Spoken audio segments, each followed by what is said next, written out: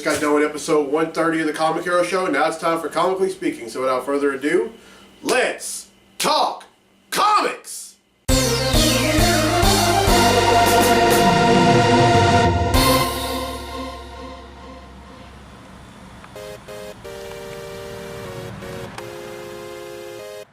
Welcome to this week's edition of Comically Speaking. I'm your host, Victor Nunley, and I am the Comic Hero, coming to you from a humble abode.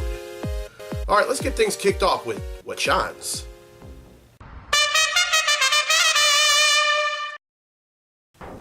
Alright, two things in what shines.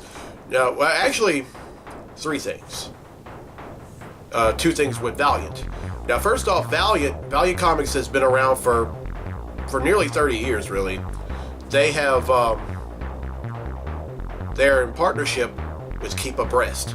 Now, what is Keep Abreast? Well, Keep Abreast is a non-profit organization that raises awareness for breast cancer. And some of their sponsors happen to be Katy Perry and Iggy Pop. And I think that's such a wonderful thing whenever you're a comic book publication and you decide to be in partnership with an organization like that. Valiant has really made a lot of strides lately, especially with the miniseries, the recent Faith miniseries, which I collected. And currently, Faith now has her own monthly series. Now, I haven't been collecting the monthly series, but I plan to.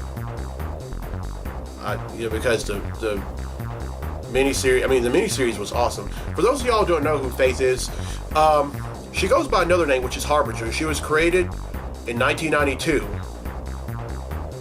And she is a blonde superhero who is plus-sized. Now, I remember one of my friends, Alicia Arsenault from Raleigh, North Carolina, asked me a question on the Any Questions segment on the Comic Hero Show last year. What is my stance on plus-size women in comics? I think it's a great idea.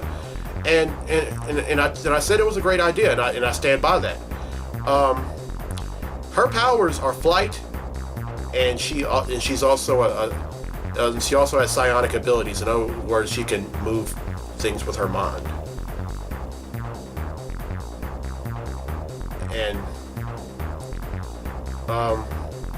And speaking of which, another thing about Valiant has signed an agreement with Sony/Columbia Pictures to release 5 Valiant Comics movies. 5. And it's probably a no-brainer that one of them is going to be Faith. And then another one would probably be Bloodsport. Bloodshot. Yeah, Bloodshot was one of the first 2 characters for Valiant that I've ever heard of. The other one was Solar. And who knows? Solar may get his own movie too. But one thing's for sure, when they come out, I will be watching. Alright, and the last thing for what shines, there's going to be a new Hulk series. Unfortunately, it will not be starring Bruce Banner. Instead, it's going to be starring She-Hulk, or rather, Hulk. You see, Jennifer Walters is going to dish the She-Hulk mantle and just be Hulk. In the pages of Civil War II, she's been through a lot. First off, she was almost killed by Thanos.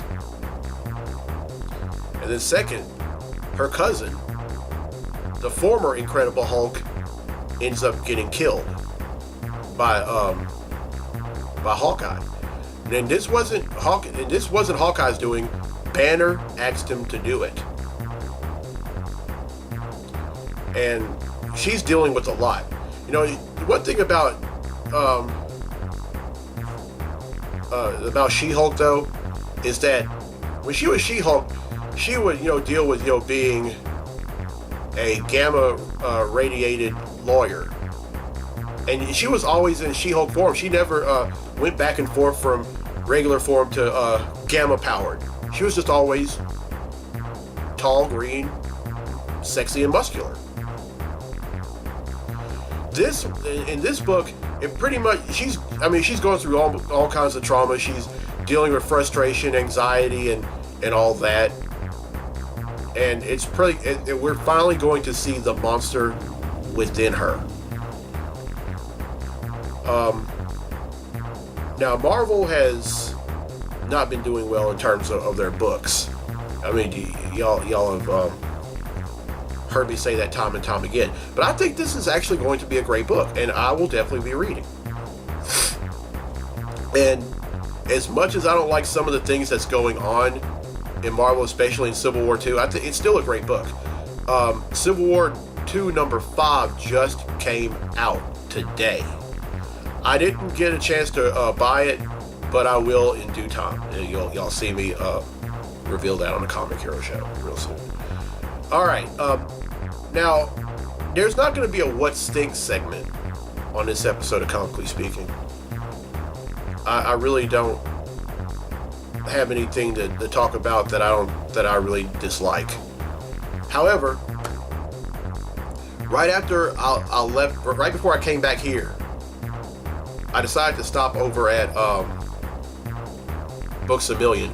I realized when I was at the store that there was a hole in one of the books that I'm reading. Unfortunately, I was not able to fill that hole, but I did find another. I did find a book that but since I was there, I figured, okay, if I can't find this book, I'm not going to walk out of here without one.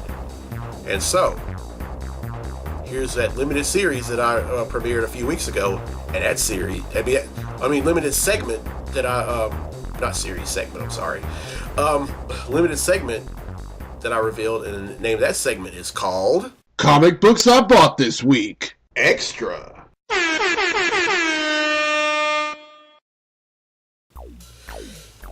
Alright, the book is Uncanny Avengers number 10. Now this, in this miniseries, the Uncanny Avengers are, or as a lot of folks call them, the Unity Squad, because it consists of both Avengers and mutants.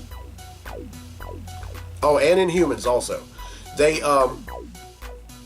encounter they find out that Dr. Hank Pym has returned to Earth, but he's returned at a cost. He didn't come back alone. So did his own creation, Ultron. All right, with that book, the count that I have now, as of December of 1997, is now 7,474.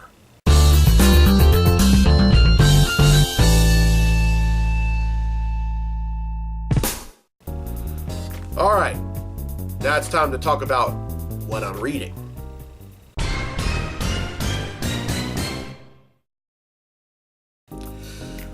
One of the books that I'm reading is Titans. I love this book. Now, when DC started the New 52 5 years ago, a lot of things changed. One of the things that changed was that Nightwing and Arsenal didn't really know each other. They weren't, as a matter of fact, the New 52 revealed that the Titans never existed in that universe. But sometime last year, DC had and really that kind of upset a lot of fans, me included. So DC had decided to release this limited series called Titans Hunt. And in this book, it pretty much reunites Nightwing, Arsenal, Tempest, Donna Troy, and Omen.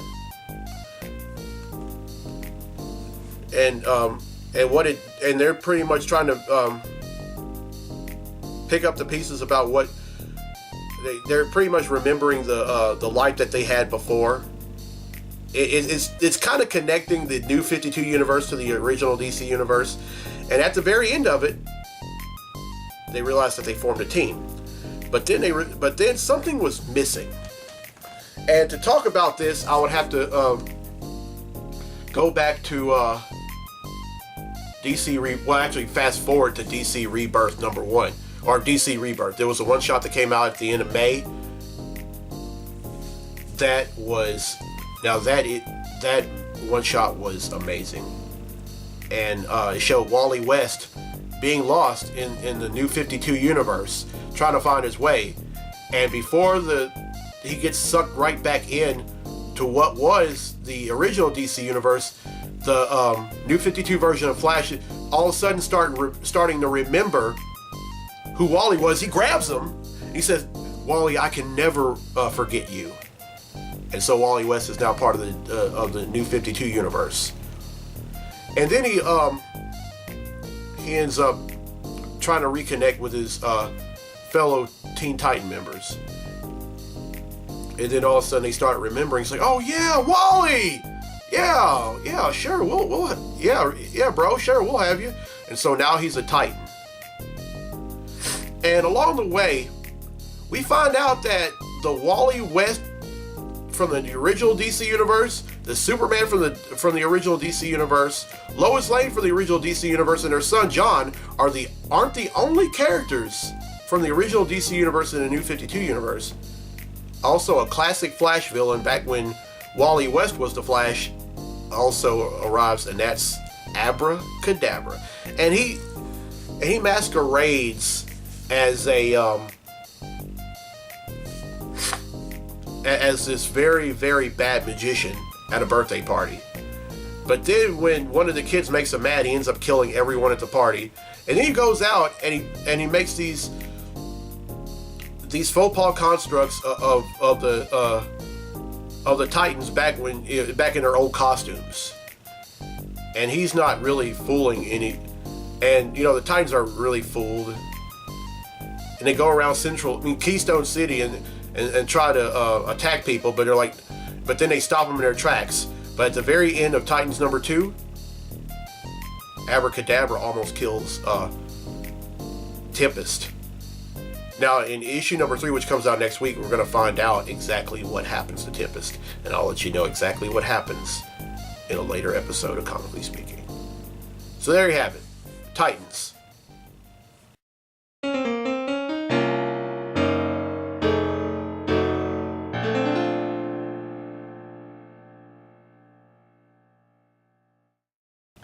All right, well, I hope you enjoyed this week's episode of Comically Speaking. And don't forget to watch the Comic Hero show. You should, really watch both shows because they're really connected. The one awesome thing about doing both these shows is right after I leave Clint's, I come back here to do the show. I'm taking the Richard Donner method, if you will. That's probably, I'm being very astute about it. Once I get done with the show, I'll come back here. The big show, the Comic Hero show, I'll come back here and do Comically Speaking. And if you have any suggestions for this show or the Comic Hero show, please feel free to chime in. I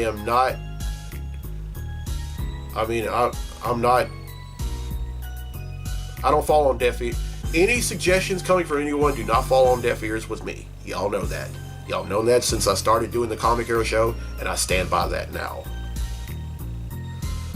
All right, next week's episode, I'm going to have more comics news for you. I didn't have a What Stink. There wasn't a What Stink segment on here, but the What Stink segment, that is tentative. Every segment on here is tentative, but one thing is for certain: there will be an episode every week. Oh, and happy birthday to my good friend Sharon Helverson, and happy birthday to my other friend Alex McNeely, and happy birthday to one of my former Boy Scout Troop 193 members from Homer, Louisiana. Well, actually he lives in Las Vegas now. Quincy Smith. Happy birthday, Q.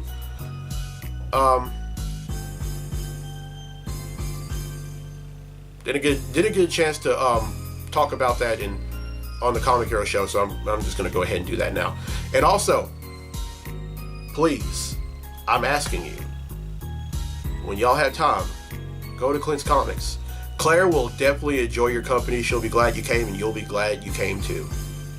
You won't just buy comics. You'll buy MTG. You'll buy pop. You can buy pop vinyls. You can buy board games. You can buy coloring books. You'll go in there hopeful, but you'll come out.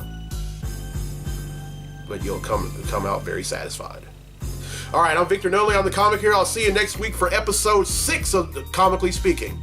So till then, be safe, be blessed, be a hero.